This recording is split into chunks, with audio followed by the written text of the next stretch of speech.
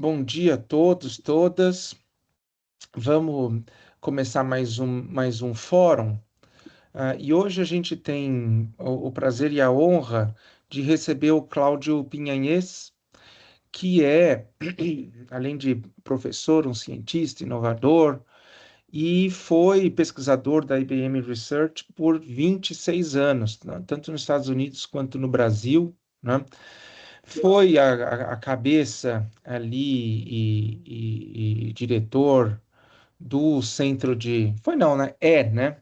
Do Centro de Inteligência Artificial da USP, né? Que já está encerrando, né, esse ciclo, mas que foi muito importante e deu início a uma série de projetos pioneiros, inovadores no âmbito da USP, né? E que estão ainda vão ter uma continuidade, mas se deve muito ao Cláudio, não só como cabeça pensante, mas principalmente e também, né, como um gestor, né? E não é fácil você gerir pesquisa, né, com é, é, tantas cabeças, né, e com orientações distintas, interesses distintos, se conseguir integrar nos diferentes núcleos o engajamento, né, de pesquisadores, encontrar os pontos em comum e de forma a impulsionar a pesquisa, como o Cláudio fez, não é tarefa simples e ele fez isso com muito sucesso e deixou ali um legado, mesmo com o encerramento do Centro de Inteligência Artificial, realmente o centro deixou uma marca para o estímulo à pesquisa na faculdade, né? O Cláudio, além disso, ele fez doutorado no Media Lab do MIT, e é um especialista em inteligência artificial, interação homem-máquina, IA responsável, sistemas conversacionais, sistemas de serviços. ah, e ele trabalha já, acho que são 40 anos, né, Cláudio? Desculpa, eu Isso. acabo revelando a idade, mas é que ele começou muito cedo, né? Tem mais de 200 publicações na área de IA, tem 32 patentes outorgadas nos Estados Unidos, na Inglaterra e no Japão. Então, realmente é uma honra para nós ter a participação do Cláudio neste fórum, né? E tenho certeza que vai ser muito profícuo, de muito proveito para todos os membros aqui, ouvi-lo e ter a oportunidade de debater aqui ao final da apresentação com o Cláudio. Cláudio, então, eu passo a palavra para você, reforçando aqui minha gratidão por sua participação. Tá bom. Primeira coisa, obrigado pelo convite. É muito bom estar nesse fórum, é muito bom estar numa posição aí de conversar com esse grupo aqui, que é um grupo muito especial. Tá? Agradecer ao algoritmo. Eu gostaria de primeiro saber se vocês estão vendo a minha apresentação. Sim, estamos sim. Sim, Tá bom, estamos. perfeito. Então, deixa eu só.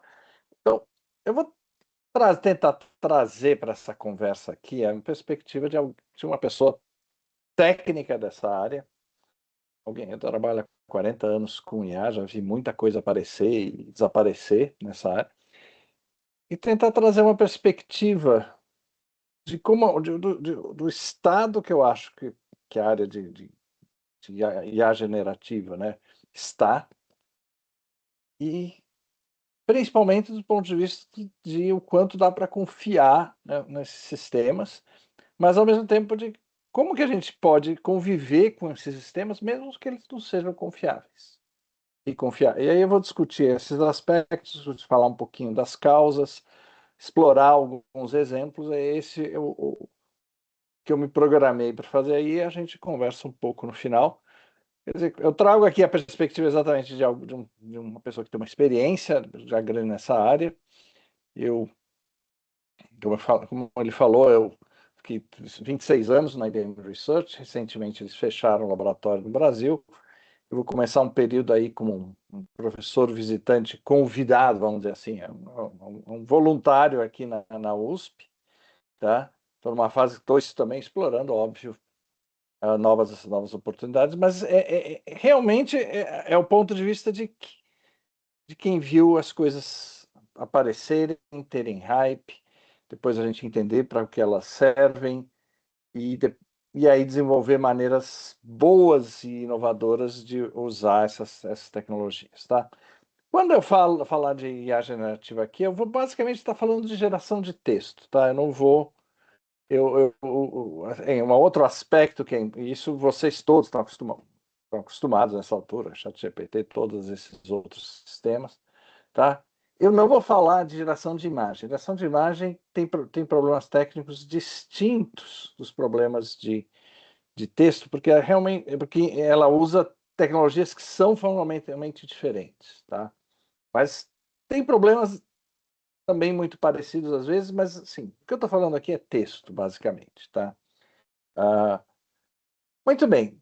Onde nós estamos nesse momento em IA generativa, tá? É que a gente, todo mundo tem a experiência, ela produz bons resultados para a maioria dos usuários e na maioria das vezes.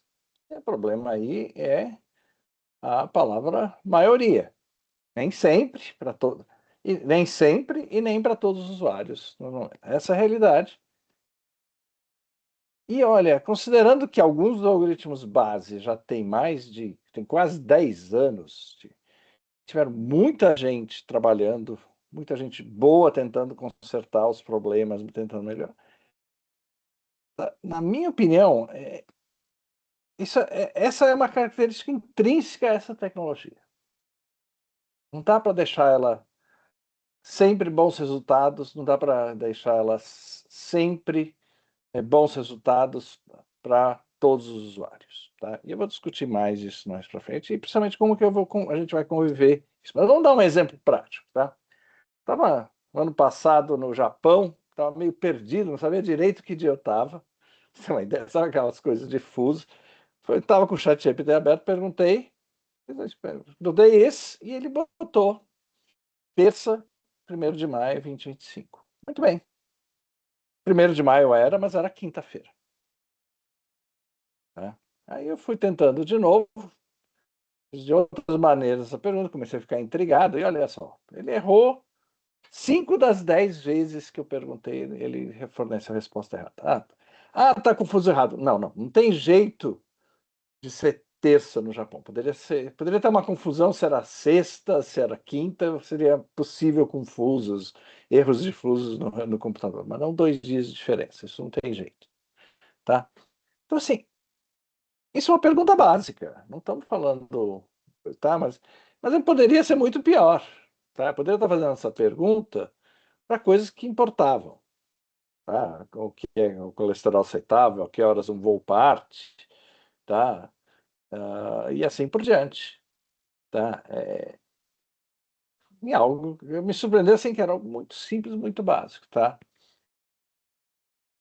E na verdade, isso é só um exemplo, tá? E esse aqui, desse rol de problemas que esses sistemas têm, que aqui eu simplesmente alucinei. A gente costuma falar muito em alucinação, na verdade, tem diferentes problemas, tá? E a gente sempre tem que ter essa noção de que não é só alucinação, tá? Tem o problema de erro, ele responder errado. A alucinação é quando ele inventa. Tem a questão de arrogância, ele fazer de conta que sabe o que não sabe, tá? E tem esses 4 problemas que estão listados aí embaixo, que hoje eu vou falar especificamente dele. Questão de não determinismo, de que ele gera respostas diferentes para a mesma pergunta. Tem a questão de ser instável localmente, de que pequenas variações no prompt geram respostas muito diferentes. Questão de falta de inclusão, e uma questão que eu vou conversar um pouco, que é a questão de ter uma confiança indevida, de ele colocar uma falsa autoridade, tá? Então não vou falar de alucinação, porque esse é o óbvio, todo mundo fala, vou falar de alguns problemas um pouco mais diferentes, tá? Mas, partindo daquilo que eu falei, a gente tem que olhar que a realidade é essa, na verdade. A gente produz maus resultados para alguns usuários algumas vezes. Isso eu não sei, eu vou assumir, e para mim, do ponto de vista técnico, é onde a gente está, que isso não é consertável. Tá? Essa é a realidade. Esses sistemas vão gerar. Tá? Então, se a gente pensar, usando essa coisa assim, a conclusão disse que não dá para, dado isso, a ideia de uma IA confiável, de que o sistema em si pode ser confiado, tá? Que ele pode ser consertado, é uma ideia sem sentido e inalcançável. Isso é a minha, assim, é a minha, nesse caso, a minha opinião técnica, dado o que eu vejo acontecendo por aí. Tá? E daí? Que, por causa disso, isso é uma das implicações, é que não dá para usar diretamente. Ah, eu vou pegar um desses aplicativos aí, de um desses acessos a esses sistemas e vou fazer perguntas sobre lei. Não, não posso. Ele vai errar. Ele vai inventar. Ele vai não ser confiável. É intrínseco da tecnologia. Tá? Isso não significa que ela não pode ser usada. Tá? A gente sabe usar tecnologias não confiáveis de forma segura. Tá? Remédios não são confiáveis no sentido de servem para todo mundo em todas as situações? Não. Tem efeitos colaterais? Tem. E aí a gente inventou toda uma estrutura baseada em receitas, baseada em controles, para viver com essa insegurança desses sistemas. Tá? E eu acho que esse é o momento que nós estamos na inteligência artificial. Outro exemplo parecido. Se você usar GPS diretamente do sinal, o erro do sinal é grande demais. Então, na verdade, a gente inventou em volta dos sistemas de GPS, uma série de outras tecnologias para deixar aquele sinal confiável para certas tarefas. Por exemplo, a gente usa a tecnologia que eles chamam de navegação estimada, dead reckoning, que assume que como a imagem diz, assim, se eu estou andando um lado da rua, de repente eu não pulo para o outro. Mas se eu só olhasse o sinal, era o que eu ia ver, porque o erro do sinal de GPS é em torno de 30 metros, num ambiente urbano. Tá? Então, assim, quando a gente tem que falar, tem IA e tem que desenvolver, para uma dada aplicação, um conjunto de maneiras de tornar aquilo lá seguro. Ah, isso é mais caro? É mais caro. É mais difícil? É mais difícil. Mas se eu quero segurança, nesse instante eu não tenho outro jeito, tá? Isso é o que eu chamo de a gente sair dessa visão de que é possível uma IA confiável, ou uma trustworthy AI, se a gente pegar o termo em inglês, para a gente caminhar na direção como é que a gente pode fazer um uso confiável de IA em aplicações, em situações específicas, tá? E eu vou explorar isso, essas questões, em alguns erros específicos e alguns tipos de soluções. Mas também eu quero ter uma noção, às vezes tem coisas que as pessoas ainda têm uma certa ilusão a respeito desses sistemas que eu vou querer, sei lá, deixar bem claro, tá? Existe uma regra muito simples, tá?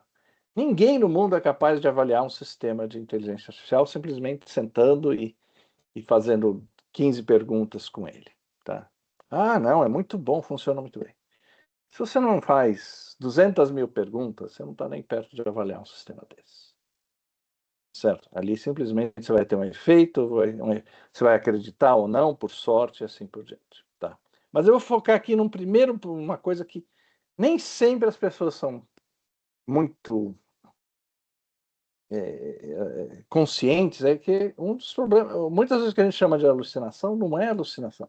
É simplesmente que o sistema gera diferentes respostas para a mesma pergunta. Tá? Aí eu fiz aí, por exemplo, pergunta aí, eu não sou advogado, nem perto, aí por uma questão aí de uma questão pessoal, quanto custa uma ação de divórcio no Brasil? Perguntei 5 vezes para o mesmo, no caso ChatGPT, pago, tá? E a variação do que veio foi enorme. Tá? Eu não sei nem o que é o certo disso, para você ter uma ideia. Tá? Tinha coisas em relação a, por exemplo, a extrajudicial, se precisava ou não de advogado, era uma coisa que diferentes respostas dessas consultas me deram diferentes coisas. Tá? Não foi aqui tremendo erro, tremendas variações, mas mostra o quanto, uma vez, fazer uma coisa importante, fazer uma vez a pergunta é perigoso. Um exemplo, simplesmente, é prático, tentando aterrar aí o que vocês veem. Por que isso? Tá? Então, assim, se você olhar o coração, e eu prometo que esse aqui é o único slide mais técnico que eu tenho, tá? Mas eu tenho uma ideia importante a respeito de Transformers que eu tenho que passar aqui. O transformer é um sistema, é a base de todos esses sistemas aí que a gente usa. Tá? E ele é constituído de dois pedaços, uma coisa que chama encoder e uma coisa que chama decoder. O encoder pega o teu prompt e cria uma representação matemática, que a gente chama embedding, tá? Que está aí na esquerda. Aí você pega esse embedding e enfia dentro de uma máquina, de um decoder, e transforma o decoder em um decoder para aquela pergunta. Esse é o grande segredo do transform. Tá? É como se eu pegasse imagina uma máquina de fazer macarrão, tá? Tem diferentes filtros, diferentes tamanhos de fazer macarrão. O embedding é isso. Eu pego o embedding, é macarrão daquele tipo, troco a peça da máquina, enfio ali dentro e o meu decoder vem no decoder dessa máquina. Mas isso não importa tanto para a gente nessa questão. Tá? E agora eu estou focando ali na direita. A questão fundamental é que um decoder ele gera uma palavra, no caso é um pouco menor que palavra, eu chamo um pouco, mas vamos pensar numa palavra de cada vez. Ele pega o prompt, passa pelo decoder e o prompt gera qual é as probabilidades, as possíveis próximas palavras com probabilidades. E aí ele sorteia a próxima palavra considerando essas probabilidades. Tá? Então ele chegou, sorteia, pega o que saiu, une ao prompt, passa de novo por essa máquina aí de fazer macarrão. Novo sorteio. Sempre que você tem um sorteio, você começa a ir em diferentes caminhos da resposta. Portanto, as respostas, cada vez que eu faço isso, gera uma resposta diferente. Isso é intrínseco à tecnologia. Tá? É a maneira como eles resolveram. Por que se faz isso? Porque quando se faz esse tipo de saída, isso é um conhecimento clássico de aprendizagem, você aumenta a acurácia média. A acurácia média. Em média, eu acerto mais. Não significa que eu acerto sempre. Tá? E é interessante, a gente fez um paper recente, eu vou passar muito por cima, ele é bem técnico, em que a gente avaliou quanto inconsistentes são modelos. No caso, a gente pegou pequenos modelos, até 8 bilhões de parâmetros. Tá? E uma das coisas que a gente viu que é muito interessante é o seguinte: você pega isso aqui eram modelos médicos, tá? Modelos de múltiplas alternativas, não tinha dúvida se estava errado ou não. Tá? E a gente rodou 10 vezes esses modelos com as mesmas perguntas. Tá? E a gente viu que a acurácia média era absolutamente igual. Aí são dois modelos que têm a acurácia média mais ou menos parecida, 0,70%. Agora, um modelo da esquerda produzia respostas inconsistentes, ou seja, pegava as 10 saídas dele, se tinha muito coisa certa e errada, tá? 11% das vezes dessas respostas ele variava. Tá? O outro modelo, que tinha a mesma acurácia média, basicamente, fazia isso 40% das vezes. A maior parte do tempo, o modelo aí da direita estava chutando a resposta. 40% das vezes ele chutava a resposta. E, na verdade, o que a gente viu nesse paper é que chutar a resposta é uma estratégia muito boa para quem está tentando, para o modelo que está aprendendo a fazer a acurácia média, aumentar a acurácia média. Tá?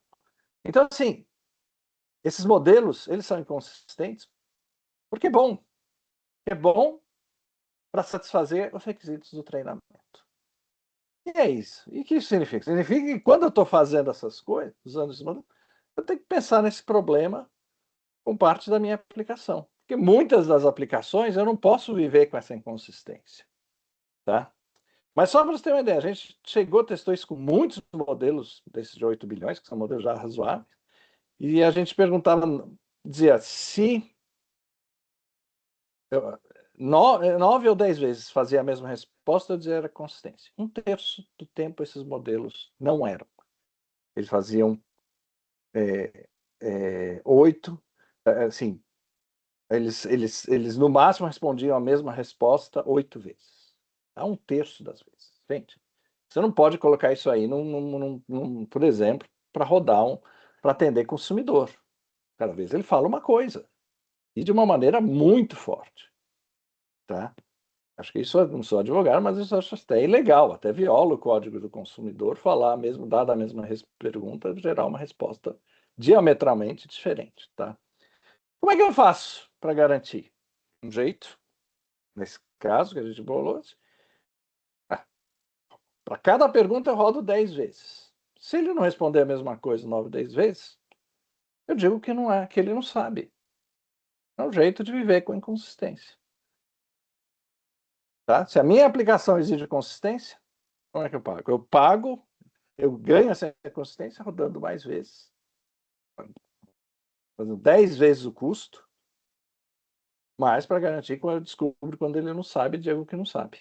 Tá? Na verdade, assim, dá para otimizar isso para que não seja 10 vezes. Tá? Não pode ser melhor que isso. Tá? Mas aí vocês estão me olhando e dizem, poxa, mas tem mais um problema? Tem mais um problema. Tá?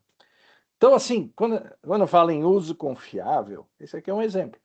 Se eu quero se eu tenho problemas de não determinismo, eu tenho que usar mecanismos, eu tenho que incluir no meu sistema mecanismos para verificar essa consistência e garantir que eu identifico e gero a resposta apropriada, que pode ser ele não sabe, esses casos. Tá?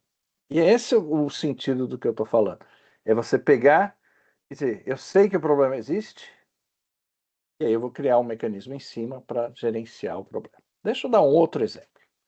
Uma questão mais perto do que as pessoas fazem, que é um problema muito sério que esses sistemas têm, que é o que a gente chama uma instabilidade local. O que eu quero dizer com isso? Tá? Isso aqui é um exemplo que eu fiz outro dia. Tá?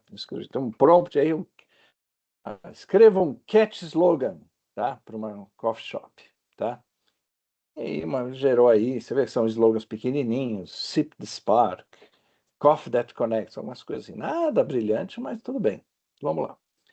Aí eu usei o clássico mecanismo do prompt engineering, que vocês já devem visto um monte de gente falar para você assim, levanta a categoria. Então, põe uma coisa como se fosse importante, transforma ele, coloca o sistema numa posição de especialista. Eu coloquei write slogans for a coffee shop, poderão ganhar o award do do Cannes Lions, que é o máximo da propaganda, né? E aí ele gerou isso. E olha só que interessante. O prompt engineering joga ele de fazer coisas curtas para coisas longas. Tá? Ele muda a maneira de pensar. E não necessariamente melhora, tá? Não acho que necessariamente melhora. Tá? Esse aqui é um exemplo muito simples, mas é, é muito típico efeito que a gente vê com essa ideia de prompt engineering, de principalmente usar isso de uma maneira simplística, eu acho. Tá? Tá? Isso tem a ver com o problema. Tem matemática aí, calma. O problema que esses sistemas têm é que se eu tenho eu levo uma pergunta de um espaço de perguntas para um espaço de respostas. Eu gostaria que pequenas variações na pergunta levassem para pequenas variações na resposta. Isso é o que eu chamo, são funções localmente contínuas, isso é o que eu chamo de ser estável localmente. Tá? Isso é bom, eu vou falar por quê. Mas repara que é o oposto da ideia do prompt engineering. Prompt engineering, pequenas variações produzem grandes mudanças, teoricamente, para melhor. Tá? Então, assim, primeira coisa, esses sistemas são estáveis? São, porque senão o prompt engineering não funcionaria, por definição. Tá? E por que eu quero que esses sistemas sejam localmente contínuos ou estáveis? Tá? Porque sem isso eu não consigo fazer engenharia. Engenharia, e aí eu estou mostrando aí uma página de um uso disso de mais de 500 anos, tá? Que é tábuas de logaritmos, mas assim, se uma pergunta semelhante não gera uma resposta semelhante, eu tenho um sistema extremamente instável. Eu não vou conseguir consistência, por exemplo. Eu não vou conseguir previsibilidade, porque uma pequena ponto dá uma mudança grande. Mas muito importante de todos esses itens que estão aí é controle de qualidade. Porque o controle de qualidade para esses sistemas vai ter que ser feita por amostragem. E a amostragem assume que você pode pegar pontos espalhados lá e que as vizinhanças desses pontos são parecidos, estão garantidos. Isso não é verdade se você não tiver continuidade local. Não existe, você não pode fazer. Então, assim, eu não estou fazendo engenharia hoje nesses sistemas porque eles têm essa característica. Eu estou fazendo alquimia. Estou botando lá o meu prompt engineer e torçando que se comporte bem. Eu não tenho como garantir. Porque, na verdade, o prompt engineer me diz que aquele sistema não é localmente estável. Se ele funciona, aquele sistema não é localmente estável. Tá? Isso é uma coisa importante para a gente pensar. Tá? O sucesso do prompt engineering é um sintoma de um problema, de falta de continuidade local e de ter modelos incontroláveis. Tá? Em outras palavras, eu gosto dessa frase, é difícil traduzir essa frase em inglês, mas prompt engineering is a bug desses sistemas, não um feature. Ele é um problema, não é uma solução. E se você está no domínio que o prompt engineering faz uma enorme diferença, cuidado, você está num lugar ruim. Você está num sistema, numa área de conhecimento em que o sistema é muito inseguro, é muito instável. Pequenas variações no modelo, aquele prompt engineering que funcionava para o modelo, uma primeira variação vai deixar e assim por diante. Tá? Prompt engineering é problema, pense assim. Se tem uma mensagem que eu quero que vocês levem hoje daqui é essa. Prompt engineering é sintoma de problemas. Tá? Se ele é bem sucedido. Agora eu vou falar de uma outra coisa, vou dar um exemplo um pouquinho fora, porque foi um exemplo bem interessante, tá? Eu acho que ainda tenho 10 minutos aí, João Leão, a gente pode ter apresentação? Se por mim, pode continuar 1 hora, porque está muito interessante. Por mim também. Mas vamos falar um pouquinho da questão de inclusão, tá? Ou seja, que ele produz maus resultados para alguns usuários em particular, para alguns usuários de um grupo em particular. Isso a gente sabe, é notório e assim por diante. Eu vou dar um exemplo aqui, um pouco diferente do que eu estou falando até agora. Mas assim, a consequência disso, a ideia de que eu vou criar um modelo inclusivo, também é algo que, para quem trabalha nessa área, isso aí não existe. Eu não consigo trazer dados de todos, eu não consigo equilibrar esses dados, balancear. Na verdade, eu tenho que adaptar o mesmo modelo para diferentes grupos, tá? Até porque a ideia de que existe uma única inclusividade, ela é impossível em si mesma, tá? De que eu posso conciliar as diferenças todas de uma maneira. Eu acho, para mim, inclusividade é uma questão política no final das contas e de prioridade. Mas, enfim, tecnicamente não é possível, em parte também porque eu não tenho dados para deixar essa GA inclusiva para todo mundo. E aí, como é que eu faço para... Então, usando o mesmo caminho, como eu faço? Eu uso inclusivo de IA generativa, tá? E assim, quando eu olho para isso dentro de computação, eu sei a resposta disso. Tá? Eu sou uma pessoa que também trabalha com interação homem-máquina. Quando a gente quer transformar, fazer aplicações que incluem categorias, o que a gente faz? A gente trabalha com a comunidade. É assim que a gente faz. Simples. Não sei, a primeira coisa é você trabalha junto com gente da comunidade. Para entender o problema, entender como deixar inclusivo para aquele grupo. Tá? Isso aí tem um slogan famoso nessa área, que vem do pessoal da acessibilidade, que é assim: nada para nós sem nós. Você não faz inclusão sem incluir os excluídos na conversa. Melhor ainda se eles puderem fazer parte do time de desenvolvimento como profissionais. Tem vezes que isso não é possível. Então, sistematicamente, existe toda uma teoria, uma metodologia de como fazer isso, tá, em computação. Você inclui eles no processo de criação e desenvolvimento dos seus sistemas. Tá? E eu vou dar um exemplo de algo que a gente fez na IBM, que está documentado nesse paper aqui, tá? De uma maneira bem legal até, um grupo bem diverso de gente aí, foi de criar uma voz, que a gente chama text-to-speech, de texto para fala, um sistema de geração de fala, que soasse como uma pessoa afro-americana falando inglês. Isso para produtos da IBM. Tá? Você tem uma ideia? Quando a gente foi fazer isso, a IBM tinha 10 vozes para o inglês diferentes, tá? Para a geração de TTS, né, de fala, e nenhuma delas soava como um afro-americano. Isso em plena época, isso aí a gente começou esse projeto em plena época do George Floyd, para você ter uma ideia. Tá? Bom, isso aí é importante, porque você tem, por exemplo, eu tenho um negócio para afro-americanos. É importante que eu use uma voz que não soe branca, como o meu customer center, tá?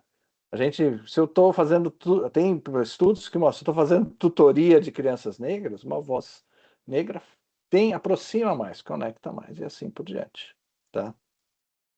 E aí, a gente tinha uma metodologia já definida de criação de vozes, que basicamente envolvia gravar uma pessoa, em torno de 10 horas de estúdio de uma pessoa, e fazer uma voz parecida com ela. Só que aí podia começar assim, não. O que a gente fez? Isso era um projeto interno da IBM, a gente chamou um grupo de afro-americanos da IBM, em torno de 20 pessoas, para serem os nossos conselheiros no processo.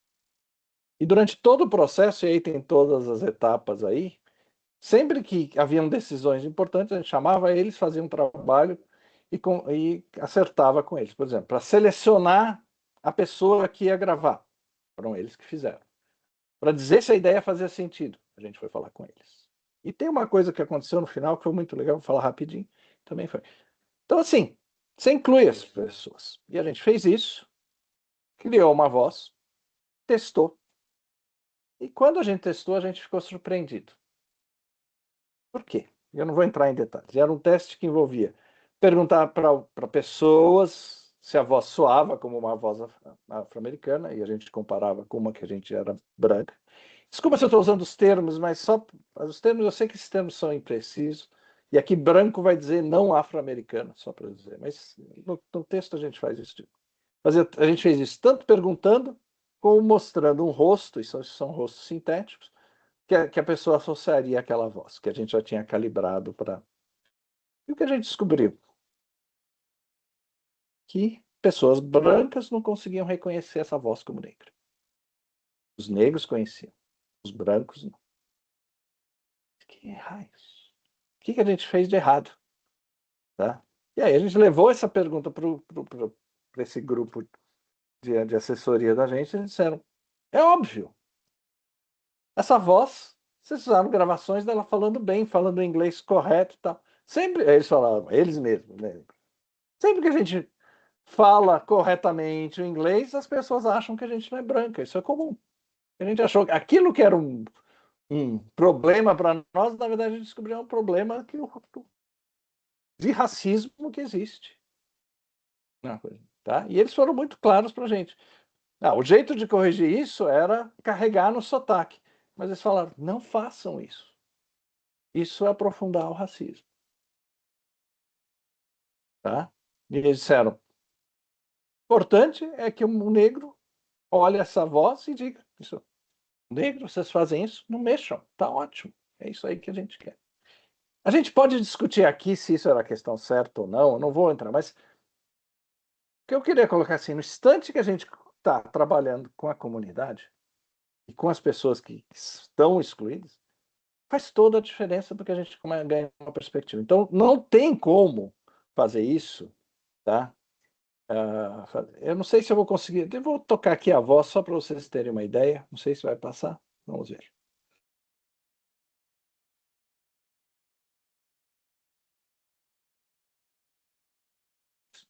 Conseguem ouvir? Sim, sim.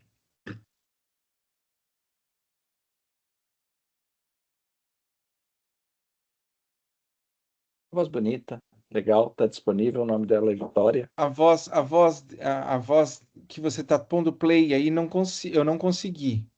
Não, não, tá bom. Não. Então vocês vão ter que procurar no TTS nesse exemplo e ver lá. Eu achei que eu tinha conseguido. Tá bom. Só para ter uma ideia, a gente fez a mesma coisa para o português e tem uma voz que chama Lucas em português da IBM, que também tem essa característica. Tá. Mas enfim, eu queria colocar nesse exemplo assim. Se a gente quer uso confiável, se a gente quer fazer inclusão de A, a gente tem que incluir a participação das comunidades excluídas. Não tem jeito. É assim. Dá trabalho, dá trabalho. Mas é o jeito, tá?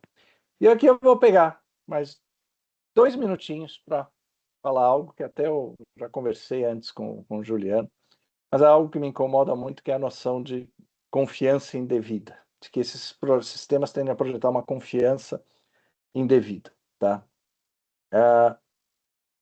Dentro dessa perspectiva de criar um uso confiável de GenAI, é importante a gente olhar, poxa, por que essa necessidade de antropoformizar? Então, ontem eu fiz essa pergunta para o ChatGPT.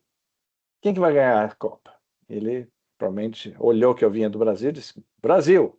Mas o importante é que eu quero dizer assim, ele fala, eu sou uma pessoa. Tá? Aí eu perguntei, para quem está torcendo? Ele está torcendo pelo Brasil.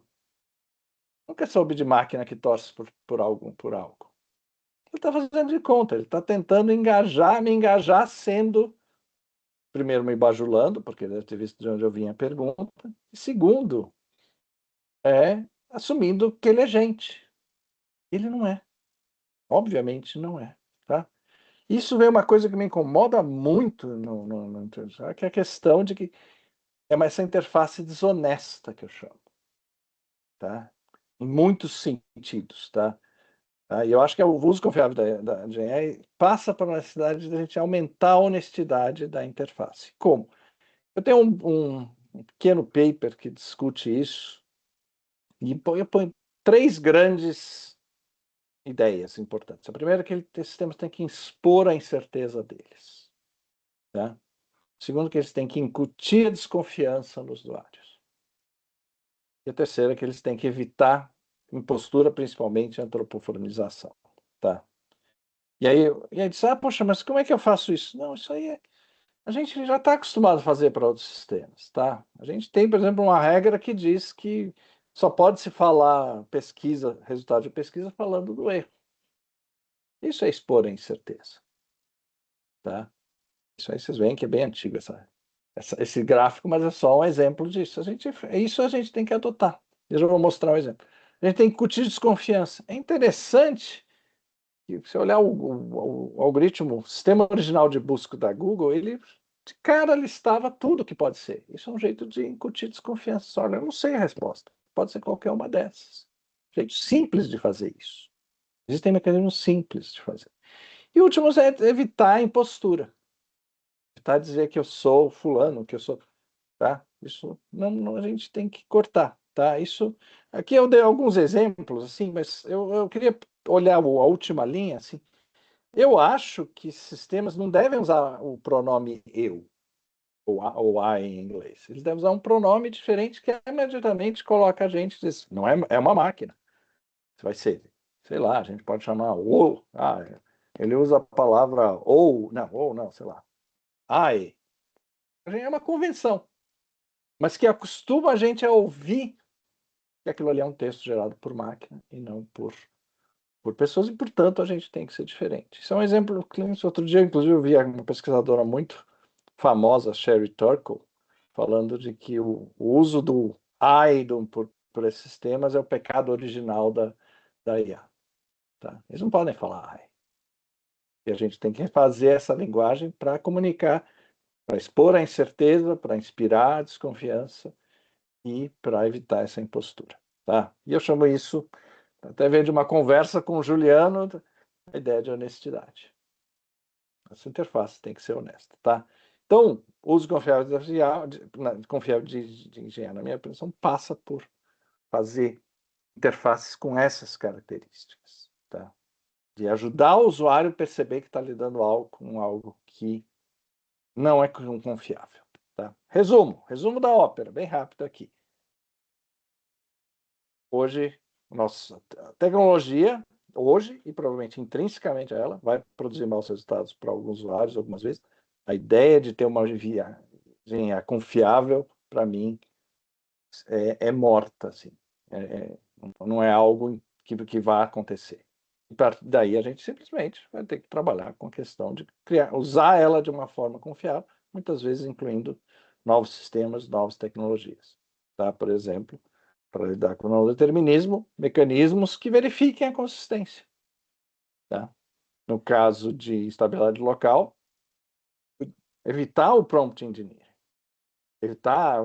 Eu tomo muito cuidado com onde o prompt engineering dá certo. No caso de inclusão, desenvolver sistemas específicos para essas comunidades com essas comunidades. E no caso de interfaces, a gente sempre interfaces muito mais claras, muito mais honestas de que você está lidando com um sistema não confiável, tá? Em resumo, tá? Eu acho que a gente tem que sair desse momento de pensar em soluções genéricas e realmente pensar em soluções que funcionam para problemas específicos de uma forma confiável, com o uso de outros recursos, tá bom? Era isso que eu queria falar. Eu costumo, de vez em quando, soltar algumas provocações no LinkedIn, se quiser. Eu estou lá, enfim, então meu e-mail aí. E obrigado aí por vocês.